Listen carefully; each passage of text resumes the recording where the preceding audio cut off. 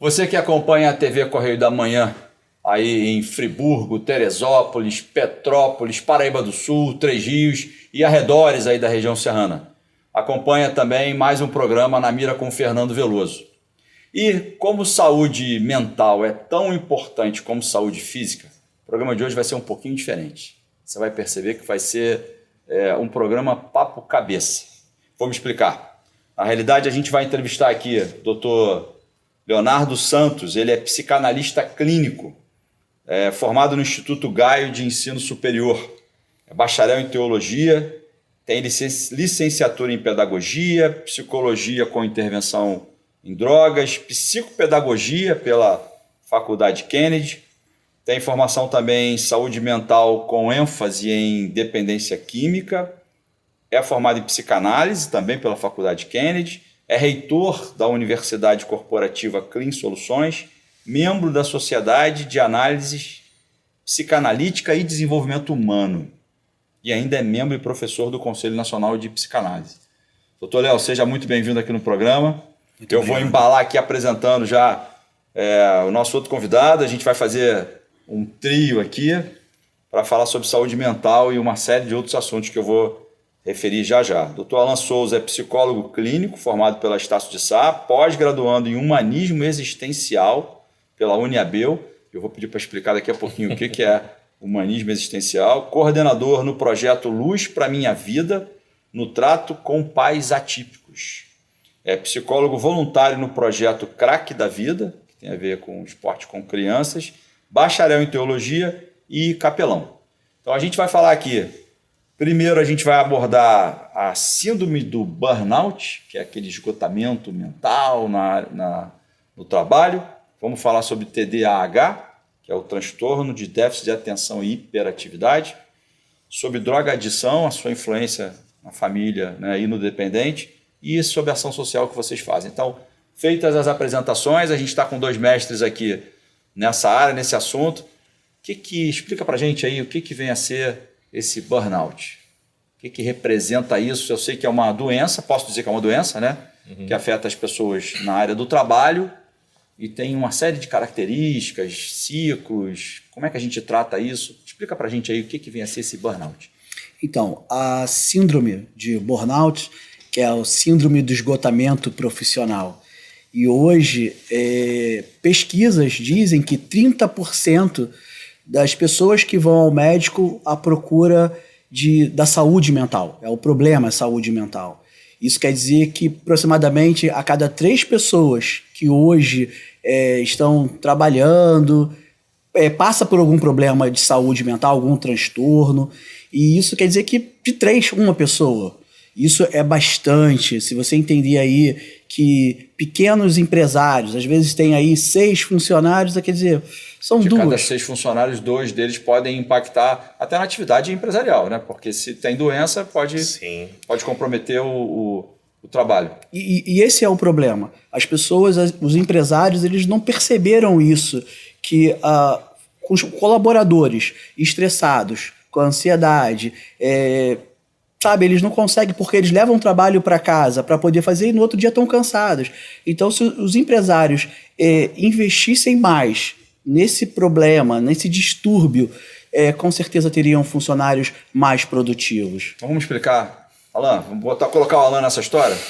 Alan, explica para a gente quais são essas características do burnout. Como é que a gente identifica que alguém está sofrendo sobre a síndrome do burnout, como o Dr. Léo colocou aqui? Bom, primeiro ponto é a pessoa saber o seu limite, né? Qual o problema do burnout? A pessoa tem aquele excesso de trabalho, aquele acúmulo, ela acha que tem que dar conta de tudo, né? E quando vê, tem um esgotamento físico e mental. Então, logo a sua produção ela começa a diminuir.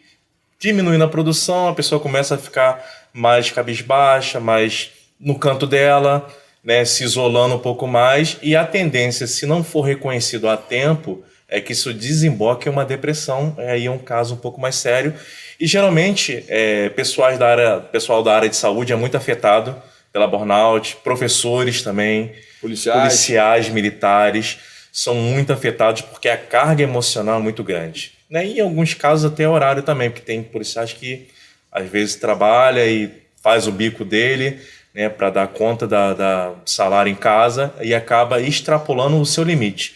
E nisso que extrapola o limite, o corpo não aguenta, começa a dar sinais. Agora, como é que a gente identifica? Eu fui empresário há muito tempo, né? Eu tenho 20 anos na atividade pública, né, no serviço público, mas 23 anos eu fui empreendedor. E aí eu estou pensando aqui com a cabeça do empresário também, porque o empresário, a gente sabe, o empresário tem que matar um leão todo dia, ainda mais agora na época pós-pandemia. Como é que o empresário consciente, ele vai querer cuidar da sua principal, seu principal valor, que é o seu colaborador, né? Mas como é que ele identifica quando é de fato, quando a pessoa está sendo impactada pela síndrome do burnout e quando é alguma coisa assim, cara, faz corpo mole? Como é que ele identifica? Como é que dá para identificar uma coisa? Irritação constante, né? Volta e meia a pessoa tá explodindo, né? A pessoa acaba se isolando um pouco mais, a sua produção ela começa a diminuir, né? Ele era muito ativo, produzia muito, e a tendência é que cada vez mais venha diminuindo essa produção dele. Então, isso são características de uma pessoa que está com burnout, entende? Então, é preciso ter um olhar para isso. Agora, hoje em dia, as empresas têm identificado essa questão e têm trabalhado um pouco mais a questão humana, né? Tem umas que fazem um exercício físico durante o expediente. Claro que essas empresas que podem ter esse aporte dão um tempo extra para o funcionário durante o período ali, para ele dar uma relaxada, descansar um pouquinho a mente. E em outros casos, dá um suporte emocional de ir, né, principalmente empresas que têm RH, de conversar com o funcionário, saber como é que ele está, para entender um pouquinho o processo do dia dele, para tentar resolver algumas questões para que quanto menos peso tenha sobre a vida dele, que venha sobrecarregá-lo e com isso danificar a sua saúde. Se o empresário entender que é necessário ter um terapeuta na sua equipe, ou a equipe de recursos humanos, se você tem um psicanalista, se você tem um psicólogo, para poder conversar, para bater um papo, porque quando você está nesse bate-papo com analisando, você já percebe esse problema. Então você tira essa responsabilidade do empresário, do dono da empresa. Quem vai identificar, como eu fiz aqui não sei se a brincadeira foi bem colocada ou não, mas o fato é que a visão do empresário, o empresário consciente, ele tem que produzir, né? A empresa tem que gerar recursos para se manter e aí ela precisa da força de trabalho atuante. O empresário que não tem um olhar atento para isso, ele pode ter a sua atividade comprometida, porque o seu principal valor ali, que é a mão de obra, ele não vai trabalhar. Agora, por outro lado, também a gente sabe que tem gente que pode se valer, né, de uma postura mais passiva e tal. Quem é o profissional que identifica isso, né? Não é o chefe da seção que vai dizer, saber se aquilo ali é ou não. A gente pode dar uma noção aqui das características, das fases, né, do burnout, né, de algumas questões que podem demonstrar que aquela pessoa está sendo vítima daquela síndrome. Mas quem é o profissional? Ou seja, qual é o profissional adequado para identificar que de fato aquela pessoa está apresentando sintomas que podem dar um diagnóstico de burnout? Psicólogo, psiquiatra, até médicos também. A pessoa chega lá, né, passando mal, faz aquela bateria de exames às vezes. O médico ali tem um olhar clínico, ele identifica que não é físico, possa ser emocional, então ele já encaminha para o profissional habilitado, no caso psicólogo, psiquiatra, para estar identificando essa questão e estar tratando. Agora me diz uma coisa, você começou a falar de empresário, né, Léo? Então a gente puxou para o lado do empresário. Tem muito da nossa audiência que são empresários, né? Pequenos empresários e, como você disse, ele tem 6 funcionários, né? Se ele estiver na média do Brasil, ele corre o risco de 2 deles em algum momento serem impactados e aí a sua própria atividade empresarial vai ser impactada. Agora, eu vi aqui, Léo, que dei uma olhadinha na internet, né? E aí a gente vê assim, uma das características é que o funcionário perde a capacidade de compreender o sentimento ou reação dos outros. É como se ele ficasse comprometido a sua capacidade de interagir. Sim. Então isso pode ser de fato uma característica, ou seja, ele começa a apresentar aquela postura de depressão, de não acreditar nele mesmo, ser muito negativo e tal, e começa a ter dificuldade de interagir com os funcionários também. É isso mesmo? O que acontece primeiro é o funcionário, ele chega na empresa muito motivado, querendo passar os primeiros 45 dias da experiência, e o que acontece, que é o grande problema? o próprio empresário, o próprio chefe, ele vê que você está animado, empolgado e te passa muito trabalho. Então, às vezes parte do chefe, né, do chefe da seção, do diretor, de ver que você está todo motivado, que aquele funcionário mais antigo já deixou um pouco de lado o trabalho, e você vai alimentando aquele colaborador de trabalho. E aí ele quer passar, ele começa já a se estressar já desde o começo. E aí, nisso, o que é o interessante? Que o próprio chefe, ele também tenha esse bate-papo. Então, quando o empresário, ele contrata um psicólogo, um psicanalista, um terapeuta para poder cuidar da sua equipe, é um investimento muito pequeno, porque ele cuida de toda a sua empresa. E muitas das vezes é interessante que o próprio chefe, porque ele está preocupado se a empresa, se os negócios dele estão rodando bem, se está tendo lucro, se não está, e ele mesmo fica estressado. E ele quer ser o melhor funcionário. Na verdade, ele tem que ser o chefe, ele tem que organizar, administrar aquela equipe, para que aquela equipe possa fluir sem que ele se preocupe. Ele tem que ter aquele tempinho de descanso dele. Então, assim, é maravilhoso. Alan, esse tratamento, vamos dizer assim, né? Vamos começar a falar já como é que resolve esse problema. Ele inclui uma medicação pesada, ou como é que é isso? Ou é terapia? Que bom que você está trazendo esse assunto aqui para a gente estar debatendo, porque é um assunto importante e não é muito divulgado. Então, nem todo mundo tem acesso a essas informações. Primeiro ponto é desacelerar, né? A gente procura muito trabalhar o que dentro desse sujeito, com esse sujeito? Atividade física, uma boa noite de sono, alimentação. Um equilíbrio, né? Um equilíbrio. Isso parece ser tão óbvio, né? A gente Exato. ouve isso, Um a nossa avó falava isso. Exato. Né? Mas é isso. Exato. É um equilíbrio, justamente que vai proporcionar a ele uma saúde mental melhor para que ele dê prosseguimento à vida dele, porque se ele não der atenção, como eu falei aqui antes, pode desembocar a uma depressão. E chegar na depressão... Pode levar a uma doença mais grave ou até outras doenças, né? E aí é mais sério, né? Por enquanto é só um desgaste, um cansaço excessivo que a pessoa sente, né? Não é que ela não queira, ela não consegue, é cansaço mesmo. Às vezes a pessoa chega em casa muito cansada, não consigo brincar com meus filhos, aí vai deitar, vai achando que isso é normal. No dia seguinte eu vou melhorar. E nunca melhora.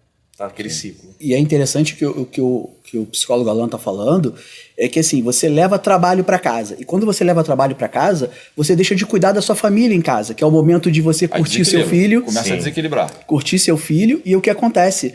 Chegam os filhos no nosso consultório para poder ser atendido, porque o pai só pensa no trabalho e esquece da sua família. E aí a gente já vai aumentar esse assunto, a gente já sai do burnout. Numa fala leiga, assim, é como se a gente dissesse que o burnout, que é uma síndrome, ele fosse contagioso. Mas não contagioso de pegar, contagioso. Sim, porque ele leva os seus males para dentro da casa do trabalhador, é isso? Acaba impactando na família. Ele está diretamente relacionado ao trabalho, excesso de trabalho, né? Aquele ambiente estressante, geralmente um vendedor que tem que bater uma meta, um policial que tem que dar conta das ruas, né? Tem todos aqueles fatores estressantes, aquelas cobranças da sociedade que a gente vê aí direto. Então, isso para ele é muito peso. E se ele não cuida da parte emocional dele, isso vai sobrecarregando, chega uma hora ele não aguenta. E aonde que ele vai descansar? Quando ele chega em casa, e aí quando ele não dá atenção para poder a família. Então, o problema que estava no trabalho chega na casa dele, e aí vem o quê? Aí chega em casa, o que ele faz? Se irrita com a esposa, se irrita com a filha. Ou parte para o uso de bebida, exato, de droga. Que é uma fuga. Que é uma fuga para ele tentar, né? Porque não identificou. Aí eu vou fazer uma fala rapidinho aqui, puxar isso aqui pro meu quintal aqui, porque eu estou falando como leigo, para eu me sentir um pouquinho mais confortável. O policial, quando ele busca esse equilíbrio, essa sensibilidade, ele parece que está demonstrando uma fraqueza. Então tem muita audiência nossa que de profissionais da segurança pública, policiais militares, policiais civis, policiais federais, e isso no meio policial, que é um meio machista. Né? O policial tem uma resistência a demonstrar essa fraqueza. Então o burnout, esse esgotamento, né? Esse desequilíbrio emocional que pode levar a outras doenças, que a gente está começando a conversar sobre ele aqui, ele pode acontecer na atuação policial, por exemplo, num policial que está fazendo uma patrulha, né, e eu tive casos desse, né, que as pessoas me procuraram e houve um embate, um confronto, e o policial ao lado foi morto. né? E aquele policial que estava na direção ali, ou que estava atrás, formando a equipe, ele nem foi alvo de... Não foi, né? Ele não sofreu nenhum impacto pelos disparos. Ficou alguns dias ali e voltou a trabalhar. Voltou a fazer o patrulhamento ali. Dias antes ele viu ali, né, o colega dele ter sido executado do lado dele por criminosos. Então acho que esse burnout na atividade policial ele pode acontecer assim de uma forma... Não tem um tempo, né? Não precisa ser necessariamente um tempo. Isso pode acontecer com um estresse muito forte e as instituições, as corporações, elas têm uma dificuldade muito grande de fazer esse acolhimento do policial, né? Porque a gente, como sociedade, tem até uma tendência de imaginar o policial como herói, né? Sim. E herói está sempre disposto, herói não ele sofre. Tem que sempre mostrar que ele é forte. Ele tá sempre ali, pronto para tudo. Só que não é bem assim, né? Então a gente está trazendo uma síndrome aqui que ela pode e deve afetar muito o policial. Aí no universo policial a gente tem outras questões que podem desdobrar, podem levar até ao suicídio, inclusive. A gente sabe que o número de suicídios no segmento policial é muito maior do que em outros segmentos, né? Mas eu te perguntei se esse tratamento pode levar ao uso de medicação ou não, ou se... Dependendo da situação, aí no caso o psiquiatra que vai analisar, né, identificando a necessidade, aí ele vai prescrever a medicação, né? Aí sempre bom, no caso, um apoio do psiquiatra, caso haja necessidade da medicação, e a psicoterapia para estar auxiliando ele, porque na verdade é um estilo de vida, né, Fernando? Sim. Por exemplo, pegando um gancho nessa sua fala, interessante. Ele teve um companheiro, né, foi baleado, faleceu, e 3, 4 dias depois voltou a trabalhar. Beleza. Agora, como estava o emocional desse rapaz? Como estava na cabeça dele? Será que ele estava pronto? Será que houve um trabalho ali de recuperação com ele? Porque ele pode ter voltado pilhado. Imagina o estresse que essa pessoa vivencia no dia dele, com medo de que aconteça com ele também. Porque ele tem família, tem esposa, tem filho. Ele vê o que está acontecendo com a família do colega dele. Exato, Né? a família do colega. Então, é uma situação... Para ser policial no Rio, olha... Vamos falar de uma difícil. coisa que também tem uma característica específica no universo policial, mas eu queria perguntar a vocês para não a gente restringir só o mundo policial. Sim. A pessoa que sofre com o burnout, né, com esse esgotamento, que é uma palavra em inglês, né? A gente não tem a palavra em português para isso, não? É o síndrome de esgotamento profissional. Síndrome de esgotamento. Então, esgotamento físico profissional. e mental. Esgotamento físico e mental. Se ela conseguir diagnosticar isso, né, isso acontece essencialmente no ambiente de trabalho, né? Então a gente está falando de uma doença que parece que já foi considerada, inclusive acho que a partir desse ano, pela ONU, como uma doença característica do trabalho. E hoje no Brasil tem a lei, No Brasil, 14.254. foi ano passado. 30 de novembro de 2021. Isso. A gente vai colocar até o link dessa lei para quem tiver curiosidade, que traz uma série de proteções para isso. Mas a pessoa conseguiu diagnosticar lá na atividade, no trabalho, a empresa buscou auxílio ali com profissionais, com psicólogos, com psiquiatras, com terapeutas, identificou. Ela tem direito a uma licença médica, por exemplo, porque quando a pessoa fica doente, ela pode pegar a licença médica. O paciente de síndrome de esgotamento, ele também pode ter uma licença médica? Então, Veloso, vai depender muito da situação. Aí o profissional ali na hora vai ter que analisar e ver se for algo muito crítico, aí com certeza. Pode ser o caso dele ficar afastado do trabalho por conta disso também. Segurar um pouco, porque ele precisa desacelerar, entende? Para que ele volte novamente ao estado normal, porque é o excesso, entende? O excesso do trabalho, do estresse, tudo que ele vivencia no dia a dia, que causou isso. Então é uma doença como outra qualquer, que pode causar um impacto na atividade econômica. Sim. Porque a gente tem números aí do Brasil e tal, de afastamento, licença médica e tal, que impactam na própria economia. Então, essa síndrome que parece ser tão comum, 1 em cada 3 brasileiros, a gente está falando de milhões de pessoas, né? Eu estava estudando um pouco, né, da síndrome, e quando você fala de polícia, nesse caso, a gente lembra dos professores também. Sim. Os professores têm 30, 40 alunos em sala de aula. Hoje as crianças também, com algumas dificuldades, e aquele professor, ele fica muito estressado. Assim, o professor, todos nós já tivemos o nosso professor, a gente sabe o quanto que o adolescente, o jovem apronta, gosta de fazer um pouquinho da bagunça. Então tem um professor em sala de aula. E aí esses professores estão cada vez mais indo para poder ser atendido. E aí quando você falou de remédio, né, aí o psicólogo Alan falou de psiquiatria, o que primeira coisa a gente faz? entrar um psicólogo, entrar um psicanalista para a gente poder conversar, para que a gente ache esse problema, essa dificuldade que ele tem, para que a gente possa resolver ali, junto. Que não tenha necessidade da psiquiatria. Quando a gente entende que, calma aí, a gente precisa sim colocar o médico, precisa colocar o psiquiatra, que ele vai passar alguns remédios ali para poder ajudar e ter uma facilidade. Mas a gente tenta entrar primeiro, assim, aquele primeiro... Para resolver o problema a gente. Nos chamam primeiro. Tratamento, sim. E quando você vê que o investimento ele é pequeno, quando você coloca um profissional, e aí esse profissional ali, na conversa, na terapia, você consegue resolver assim, várias situações que estão crescendo cada vez mais. Segue a mesma lógica de várias outras doenças, né? Que o diagnóstico precoce... Sim, ajuda bastante. Prevenção. E agora é interessante também, Fernando, porque a gente está falando muito a nível de empresa, mas a pessoa também ela precisa ter noção que o estilo de vida que ela está levando não é legal. Para a pessoa, para ela se vamos dizer assim, autodiagnosticar, não é bem isso, mas para ela identificar ali, eu assisti o programa lá na Mira com o Fernando Veloso, lá na TVC, eu moro na região serrana, aí tava lá o doutor Léo, o doutor Alain, e eu tô aqui meio grilado comigo, porque... Eu chego em casa e quero tomar sempre um negocinho, né? Ou para me manter ativo no trabalho, eu tô intensificando o uso de café, cafeína, essas coisas. E eu tô achando que eu tô com esse quadro aí que eles falaram, assim, tô com dificuldade para me relacionar, tô sem paciência, muito irritado. Isso pode não ser, mas pode ser. Sim. Né? E aí o que a gente diz para esse telespectador? O que ele deve fazer nesse momento? Se ele está achando que ele pode estar... Né? Primeiro, buscar o equilíbrio, você já falou. Sim. Né? Buscar o equilíbrio através da atividade física, né? Tentar mensurar um pouco o desequilíbrio que ele está promovendo aí, atividade, trabalho demais e menos lazer. Mas e se ele não conseguir fazer isso? Como é que... Bom, se não consegue, eu posso vir falar aqui diretamente com o público. Caso não esteja conseguindo, procure uma ajuda profissional. Porque esse profissional vai estar te orientando, te ajudando nesse processo, para que você venha saber dosar o seu dia a dia, para que justamente esse esgotamento não aconteça com você e daí não venha acontecer situação em outras situações. Exato. Eu pensei que você ia dizer para ele comunicar alguém da empresa. Mas aí tem aquela outra questão também, Exato.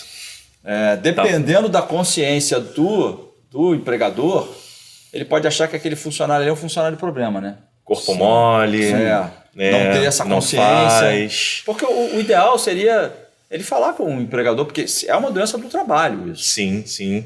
Pela OMS, Organização Mundial da Saúde. Reconhecido pela Organização Mundial da Saúde como uma doença do trabalho. Eu já estive numa empresa que assim, você tinha que dar conta de tudo, entende?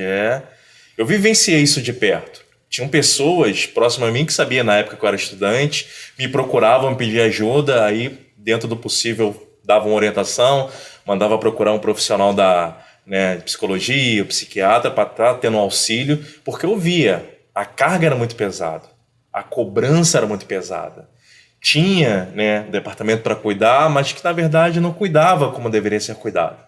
Então a pessoa ficava sobrecarregada na função e acabava alguns ficando encostados. O interessante é que todo mundo tenha um terapeuta.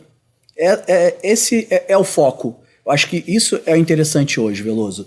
Porque quando você tem um terapeuta para poder conversar, ele vai falar para você assim, calma aí, você tem 70 funcionários, 50, 20 colaboradores que te ajudam, e você está cuidando deles também, a sua família. Então, quando a gente conversa na terapia, ele começa a entender que outras pessoas ali dependem também dele. Não é só você fazer o pagamento no final do mês. Sim. Então isso é interessante. É uma engrenagem, né? Seja lá qual for o negócio que o empresário tem. Eu me sinto muito à vontade de falar isso, porque a maior parte da minha vida eu fui empreendedor, tive várias empresas. É um negócio, ele está ali, a cabeça dele tem que fazer, aquela engrenagem tem que funcionar. E o próprio empresário também trabalha muito, né? Também, ele próprio. Né? E o mais legal, que quem agora está assistindo o programa, é entender o seguinte... Não tem... calma aí, eu sou maluco porque eu tô procurando um psicólogo, porque eu tô atrás de um psicanalista para poder conversar. Não tem mais essa. As crianças chegam hoje no consultório, assim, com medo, porque acha, eu sou maluco, eu tenho algum problema. Sim. E aí quando a gente vai ali conversando, elas saem dali mais motivadas e falam assim, quero voltar. Isso é muito legal. A gente ganha beijo das crianças, assim, poxa, tem alguém que me entende. Vamos falar desses beijos que vocês ganham, que eu sei que vocês fazem uma ação social muito bacana. Eu tenho que fazer o programa andar, porque senão daqui a pouco o relógio, né, cobra a gente aqui. Mas já que você falou de crianças, Léo, vamos puxar para um outro transtorno, né? Que é o TDAH, transtorno do déficit de atenção e hiperatividade, que, segundo estudos aí, atinge até 8% da população do Brasil e a população mundial. Então, alguma coisa também muito forte. Eu acho que tem muita confusão na cabeça das pessoas. Assim, o leigo que escuta isso, ele pensa assim, é aquela coisa que a criança não fica quieta, não fica parada, ou ela fica hiperativa. Explica um pouco para a gente quais são as características disso, o que é esse TDAH? Sim, então o que acontece? Existem algumas características, alguns sintomas que a criança ou o adulto também, porque tem adultos que têm e não sabem, né, que tem. Aquela agitação, né, dificuldade de prestar atenção, esquecimento, geralmente aquela criança que é estabanada, né, tem dificuldade na leitura, ela começa a ler e daqui a pouquinho ela não prestou atenção em nada que ela leu, ela tem que voltar à página. Então, isso também ocasiona um prejuízo na escola, de aprendizagem de leitura, nas matérias. Geralmente, quando há contas, ele consegue dar mais conta disso. Mas quando envolve muita leitura, ele tem uma certa dificuldade e tem a agitação, a hiperatividade, que é necessário também, né, um olhar clínico de um profissional para estar analisando e diagnosticando essa criança. Assim, eu tenho filho. Os pais que estão assistindo a gente aqui, eu fico imaginando, assim, é difícil para mim. Estou com vocês aqui, posso fazer as perguntas que vierem aqui. Sim. Mas tem hora que você fala, eu imagino que meu filho é isso tudo. Mas ao mesmo tempo não é. Como é que faz para diferenciar aquela agitação natural de uma criança? Né? Porque a criança de 5 anos, 7 anos, 8 anos, ela é ligada no 220, ela tem energia atômica. O que a gente estava conversando antes aqui, eu e o Alan, a gente sabe que a criança, nós fazíamos bagunça, a gente gostava, só que, por exemplo, eu diagnostiquei o meu filho. Eu comecei a entender que ele tinha um trabalho de casa, várias páginas ali, ele já estava olhando os problemas lá no último, então ele já estava sofrendo antes do tempo. E aí, quando a gente fala da ansiedade e tudo, e a criança tá lá, eu tenho que fazer um monte de trabalho. E nós que somos pais, a gente faz isso também. Você tem que tirar uma nota boa, você tem que estudar. A gente fica ali, quando tira uma nota boa, a gente esquece de elogiar, mas quando tira uma nota ruim, a gente puxa a orelha, chama atenção na frente das crianças. Então, isso, a gente tem que tomar cuidado com a forma que a gente está cuidando dos nossos filhos, porque a gente dificulta, a gente atrapalha esse aprendizado e as crianças elas ficam assim, pensando o que vai lá na frente. Por exemplo, o meu filho, muitas das vezes ele fala, mas o cérebro dele está muito mais na frente. Então ele enrola, eu falo, calma aí, deixa eu entender. Filho, fala comigo. Eu quero isso daqui. Então a gente começa a entender que não é somente aquela bagunça que a criança faz, que é subir em cima do sofá, ficar pulando, não. A gente começa a entender com várias coisas. Derruba bastante o copo, porque o cérebro já está pensando em outra coisa, ele está ali lá na frente, mas ele... A velocidade do pensamento muito mais rápido, é maior do que... E existe um número mínimo, não é só a hiperatividade, existem outros sintomas. Se eu não me engano, em criança são 6 para ser diagnosticado. Entendi. Para enquadrar dentro de TDAH. Se não tiver dentro desse enquadramento, então... Se vocês tiverem, não sei se a gente tem artigo que a gente possa sugerir, a gente coloca o link aqui para as pessoas fazerem uma leitura, né? E poder se entender. Agora, diz uma coisa, dizem que essa coisa tem uma origem genética. Pode ser só genético, é genético combinado com alguma outra coisa? Como é que é o entendimento quanto a isso? Não existe assim uma causa específica, aquela genética, um ambiente, enfim, um conjunto. Existem estudos ainda nessa área, mas o importante dos pais é ficar de olho, porque isso prejudica a criança. Sim, claro. E começa quando é criança. Exato. E, voltando à parte do adulto. Existem adultos que têm TDAH e não sabem. Aquela pessoa que é esquecida, que é estabanada, aquela pessoa que é desatenta, aquela pessoa que tem uma certa angústia de precisar fazer algo, mas ela não sabe o que ela precisa fazer, então ela começa a ficar angustiada, chega a parte da tarde, por ela não descobrir, ela começa a ficar depressiva, começa a se cobrar por conta disso, entende? Isso pode ser TDAH.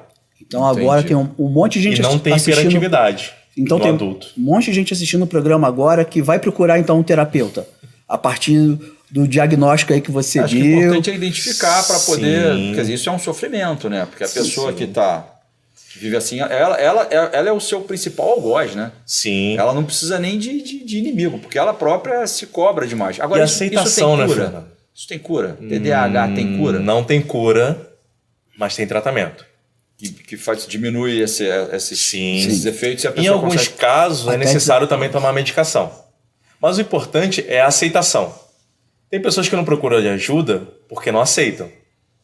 Se eu não pensar sobre, então eu não tenho.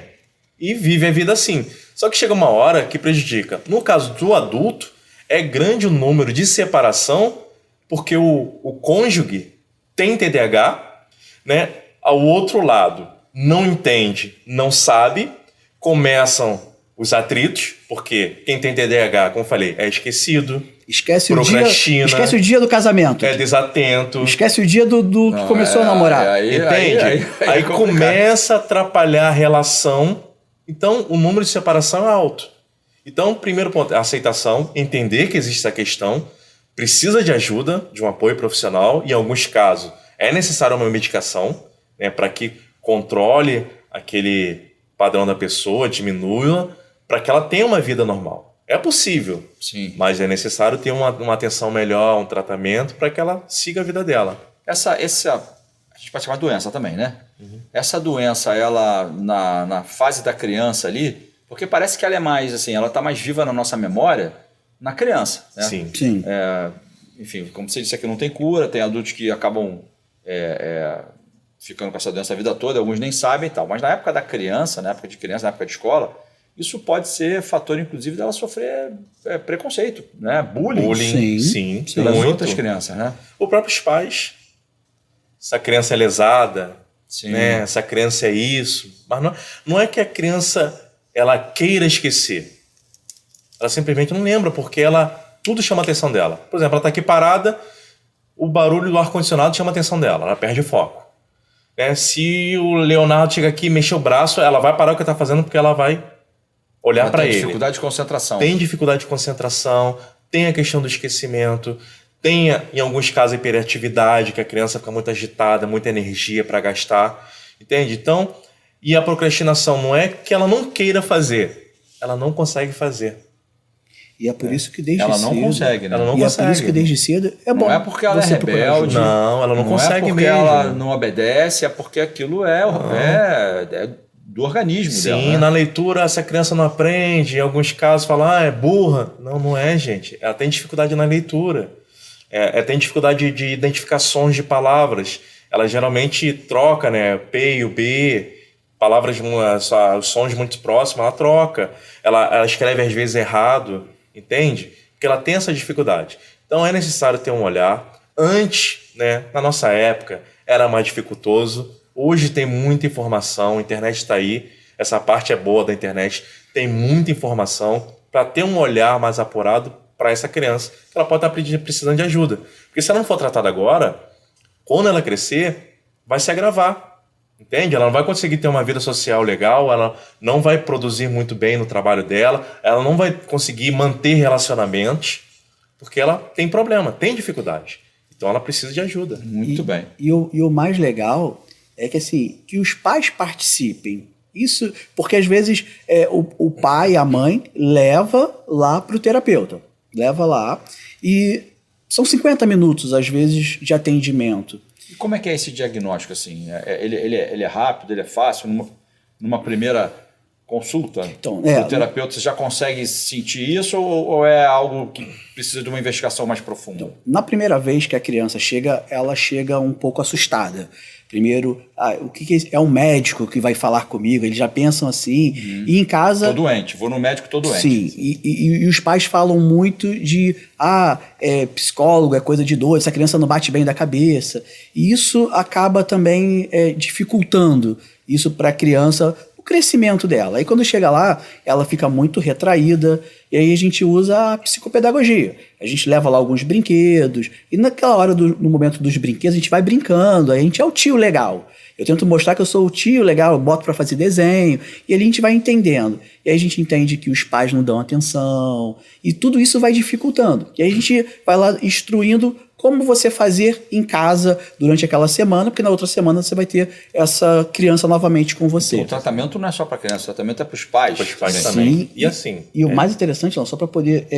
o que eu entendo é que os pais não fazem em casa. E aí só deixa daqui a 7 dias, a 15 dias para poder retornar. Então aquilo tudo que você fez ali, você deixa esquecido. A postura dos pais, ou a omissão dos pais, ou a falta dos pais em alguma coisa pode estar agravando Sim, a situação. aquela situação. E com relação ao diagnóstico, só para deixar aqui especificado, não existe um exame específico para identificar. Sim. Como é que os profissionais identificam? Geralmente é uma conversa com os pais, com os professores, ajuda de outros profissionais também, fono, para estar fazendo um acompanhamento para ver, né, tudo com relação àquela criança para fechar o diagnóstico. Aquele conjunto ali Sim, tem de testes indícios ali. Exato, tem testes que a gente aplica na criança, nos pais, às vezes envia para o colégio, para os professores que estão ali próximos no dia a dia também, identificar a dificuldade na leitura, atraso, para estar fechando o diagnóstico da criança. Diz uma coisa, essa é mito ou é verdade que crianças que têm esse TDAH têm uma tendência ou normalmente são acima, têm uma inteligência superior à média? Isso é mito ou é verdade? É mito. É mito, né? É Não mito. existe isso. Tem crianças que têm bastante dificuldades, mas também tem crianças super inteligentes.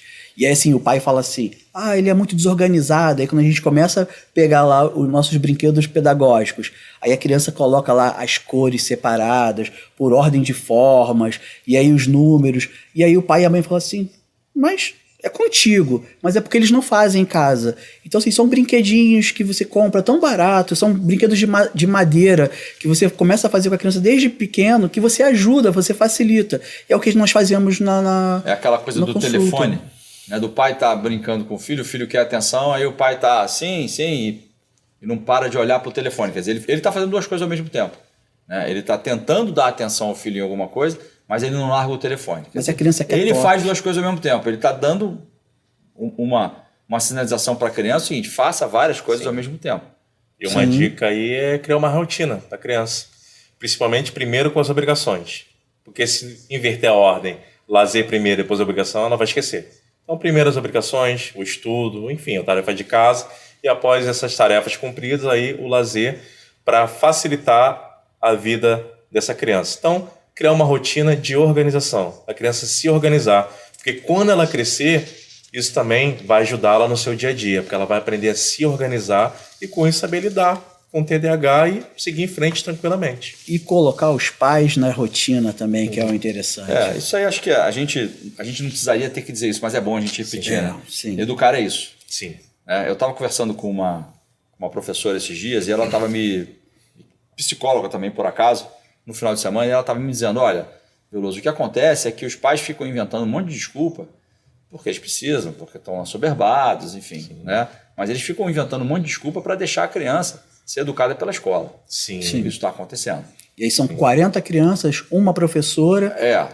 E assim, deixar a criança ser educada pela escola, a gente fala só de uma parte pequena dessa história. Ser educado, ele receber, né, o ensinamento, etc. E tal, mas tem toda uma outra questão, que é crianças que precisam de um acolhimento diferenciado, como é o caso de uma criança que é presente, não vai ter como fazer isso na escola, a não ser que a escola seja... E geralmente a professora chama os pais, né? Não fala diretamente, mas olha, mãe, pai, procura uma ajuda, estou sentindo que fulano está assim, está assado, mas ela já percebeu. Então ela quer que a mãe leve para o profissional, para que o profissional dê o diagnóstico e aquela criança seja tratada. E em alguns casos os pais ignoram. E o pior é quando os pais não entendem isso, acham, mas a professora está falando que meu filho tem algum problema, que tem alguma dificuldade. Então, assim, os pais que estão em casa têm que entender que os professores estão ali, eles estão já vendo. E seria interessante que todos os professores também tivessem porque um pouquinho... essa professora, por exemplo, ela me narrou uma situação específica de um pai né, que ela levou essa questão e quis interagir com o pai para passar a experiência, porque ela fica o dia inteiro com a criança. Né? Sim. E o pai, assim, não é possível, já paga a escola o dia inteiro. Pois é. Ou seja, ele está pagando como se ele pagasse para a escola, para ela ser professora e pai, né? E mãe, assumir ali. Não trazer problema para ele. Né? Doutor Alain, vamos falar agora um pouquinho sobre esse projeto que a gente mencionou no início da nossa entrevista aqui. Luz para minha vida no trato com pais atípicos. Explica um pouco para a gente como é que é isso. Bom, esse projeto ele visa cuidar de pais, né, de crianças com diagnóstico de autismo. Então, esse projeto ele dá um suporte aos pais. E o lema é cuidar de quem cuida. É porque a pessoa fica tão atarefada, tão empenhada em cuidar do filho que esquece dela mesma, se abandona.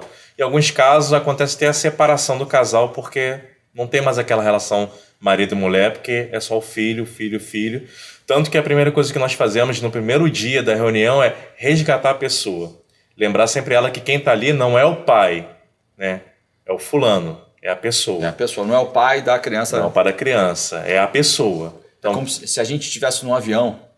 Vamos usar uma... Sim. Se a gente estivesse num avião, aquela coisa de cair a máscara lá, quando tem a descompressão, você tem que botar sua máscara primeiro para depois ser botada a criança, né? Sim. Então, se o pai não estiver inteiro, se a mãe não estiver inteira, ela não consegue cuidar da criança. Agora, como é que você dá esse apoio ao pai? É um tratamento, é uma terapia cognitiva, socioemocional? Como é que é isso? É uma reunião que nós fazemos, né? E em que nós vemos o dia a dia, eles trocam as experiências deles como pais também, né? No trato com os filhos. Às vezes nós colocamos temas e debatemos esses temas voltado à masculinidade, a relacionamento, enfim, assuntos do dia a dia que possam dar suporte a esses pais. Isso acontece, é uma espécie de dinâmica de grupo, é isso? Sim, esse formato. E qual é a reação dos pais quando isso acontece? O que você Muito positiva. Né? Tanto que eles ficam ansiosos já pelo próximo encontro, porque dá um suporte bacana para eles, né? Porque a vida deles é muito corrida. Legal, isso é um projeto social, né? Projeto social. E qual é o público? Como é que esse público é selecionado? Isso é no público de escola? Como é que faz para as pessoas terem acesso a essa ação social? Todo mundo. Geralmente o projeto ele tem uma página no Instagram. Sim. Inclusive, é bem interessante tocar nisso, a importância da rede social. Uma mãe de Angola tem um filho, lá não tem muito apoio, então ela buscou na internet, achou esse trabalho no Brasil, entrou em contato e hoje esse projeto também está lá em Angola sendo desenvolvido através da mãe. Faz virtual, é isso? Sim. Que legal. Então a gente está falando do projeto Luz para Minha Vida. Sim. No trato com pais atípicos. Ou seja, é um projeto para apoiar quem precisa apoiar a criança autista. E é para a mãe também. No meu caso, como eu cuido de pais e é Rio e a nível Brasil e até de fora, meu online. Mas tem das mães que tá em Caxias, tem em Nova Iguaçu, Realengo, Bangu, e como Maré. É que as pessoas encontram isso? Pela internet? Pela internet. Então a gente vai colocar aqui na descrição da bio aqui. Legal. Então ação social bacana. Falei que vocês tinham várias. Vamos tentar falar de algumas antes do relógio gritar ali para a gente parar. Tem um outro projeto que você citou aqui também, que é o projeto Craque da Vida. Sim. Tem a ver com esporte com crianças. Como é que é esse projeto? É voltado ao futebol. Até um ex-atleta profissional que fundou esse projeto e me chamou para participar. Eu prontamente aceitei. Que trabalha com crianças da comunidade do Barata ali em Realengo, né? Através do esporte, do futebol. E a tendência é que haja outras atividades também para dar um suporte para ajudar aquelas crianças. E como é que é esse projeto? Ele pega as crianças na escola? Como é que é essa sessão? Diz pra gente um pouco. A criança se inscreve, os pais, no caso, se inscrevem, né, no projeto. Então elas começam a frequentar o projeto, elas vão lá, tá, sábado e quarta-feira, e tem um suporte. Tanto do esporte e em alguns momentos psicológicos também, quando há necessidade. E o que você, nesse projeto, essa interação em Realengo, não é isso? Em Realengo. Qual a maior dificuldade que você vê das crianças que procuram apoio nesse projeto lá? O que mais eles demandam do psicólogo? Família, Veloso. Família. Você vê Você vê. Fala em futebol, né? Exato. Futebol é jogador e no final o que está sendo construído ali, né, a essência que está sendo construída é a família. Tem muitos que são muito carentes. Então a gente abraça essas crianças, cuida dessas crianças, dá amor, atenção. Então não é só o esporte, ele vai além do esporte. O intuito não é só criar atletas profissionais, mas cidadão de bem para a sociedade. E é uma ação social, ou seja, É uma ação social. não tem custo para as pessoas que participam. Não tem custo, é gratuito. Você vê, a gente está aqui no programa Na Mira com o Fernando Veloso, estou com 2 profissionais aqui, a gente está, é um verdadeiro papo cabeça. Doutor Léo aqui, que também é um entusiasta, né? A gente sabe disso, nessas ações sociais, tem o seu trabalho, tem a sua empresa, mas, né, investe muito nessa questão social. Fala um pouco para a gente também dessa tua experiência com essas ações sociais. Eu sei que você se emociona, sempre que você começa a falar disso, a gente vê esse brilho no teu olhar aí, né? O doutor Alain passou para a gente aí 2 projetos, um deles você é coordenador, inclusive, né, do Luz para a Minha Vida. Fala um pouco para a gente dessa tua experiência, né, como terapeuta, né? Como é que funciona isso aqui? Qual o retorno que você tem das pessoas que participam? Fala um pouquinho para a gente dessas ações sociais que você está encabeçando. Quando eu procurei fazer a psicanálise, foi para cuidar primeiro dos meus colaboradores, dos funcionários que estão na minha empresa.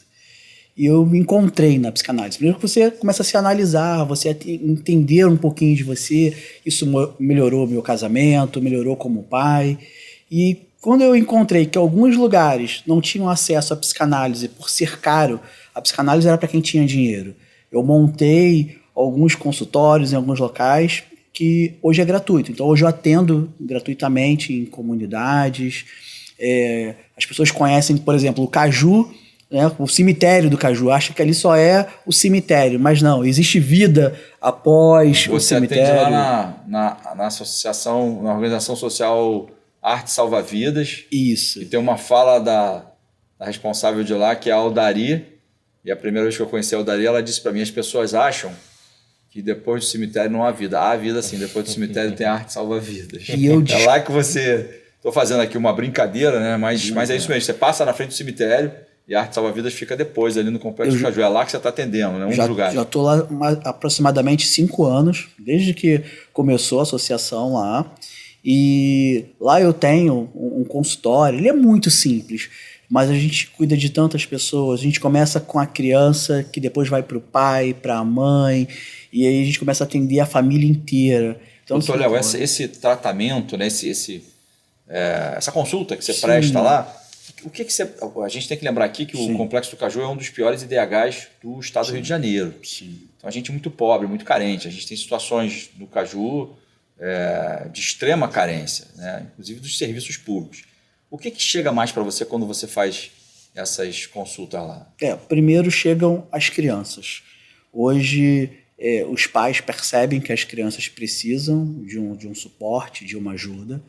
E aí quando no primeiro bate-papo, na primeira conversa, na primeira terapia, os pais percebem que também eles precisam. Então hoje a gente cuida toda a família. A gente cuida da família, até a gente monta lá o cineminha dentro de casa para poder ter o pai, a mãe e o filho para poder ver na sexta-feira. Eles me mandam fotos do que estão fazendo.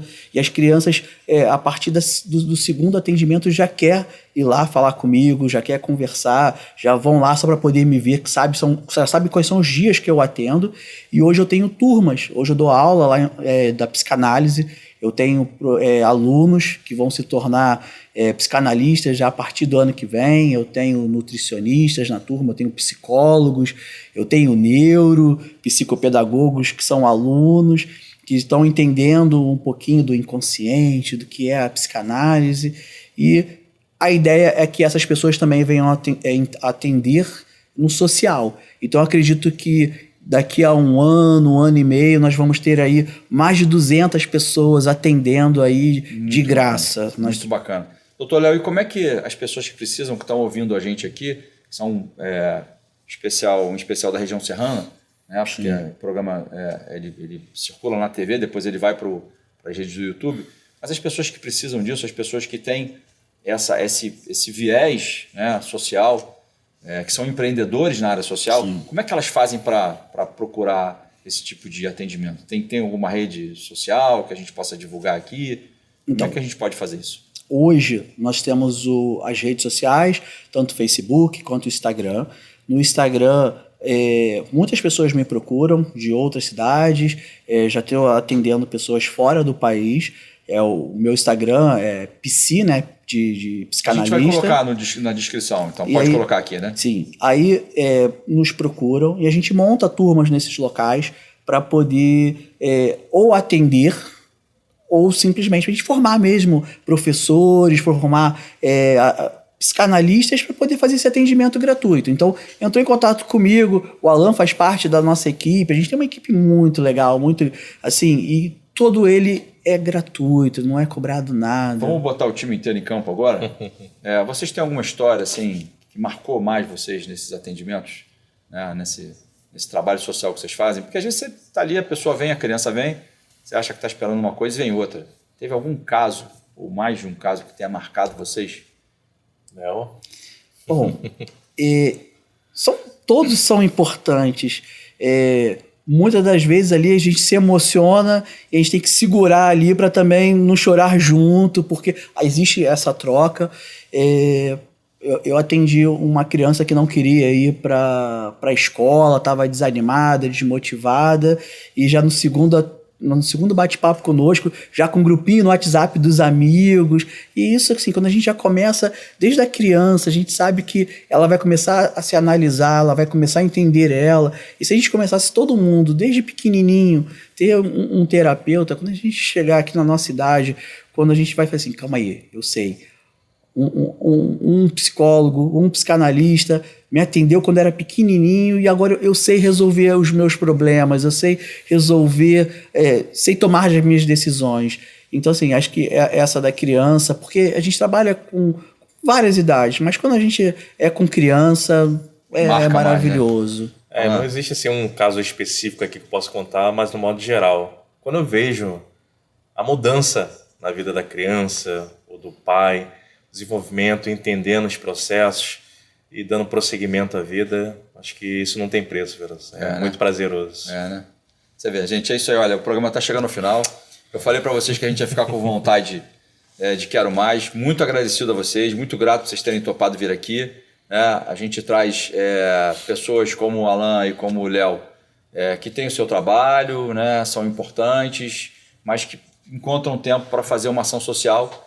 E quando eles estavam falando do trabalho, eles estavam aqui emocionados, evidentemente, mas quando eles falam das iniciativas que levam essa acolhida para aqueles que precisam mais, aí o olhar deles brilha mais ainda. A gente vai ficando por aqui com mais uma edição do programa Na Mira com o Fernando Veloso. Obrigado pela sua audiência, continue acompanhando a gente. Se você não conseguiu assistir o programa todo na TVC, você pode assistir nas redes do YouTube. E é isso aí, gente, é sempre uma grande satisfação. E a gente vai terminando o programa aqui com o brinde, os nossos convidados. É com água, mas é um brinde.